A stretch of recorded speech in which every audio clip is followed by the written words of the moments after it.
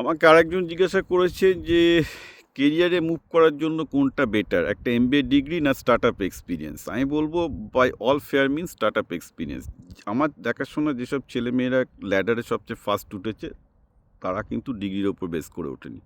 সবাই স্টার্ট আপে গিয়ে দুর্দান্ত এক্সপিরিয়েন্স করেছে। স্টার্ট আপগুলো ভালো একটা পজিশনে চলে যাওয়ার পর যেগুলো যারা নিয়ে যেতে পেরেছে সেখানে, কারণ একটা স্টার্ট আপে প্রচুর কাজ শেখার স্কোপ থাকে, যে কোনো জায়গায় ঢুকে যান প্রচুর কাজ শেখার স্কোপ থাকে, চুটিয়ে প্রথম থেকে একদম দেখতে পাবে কিভাবে তৈরি হচ্ছে।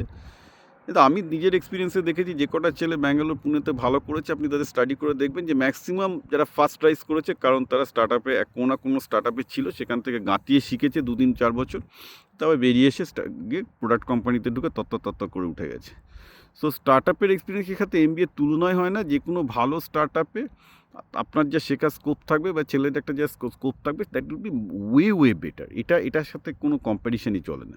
এমবিএ ডিগ্রি ফিগ্রি এগুলো মানে টপ স্কুলের কয়েকটা এমবিএ ডিগ্রি চাকরি পায়, দ্যাটস ইট, তার বেশি কিছু না।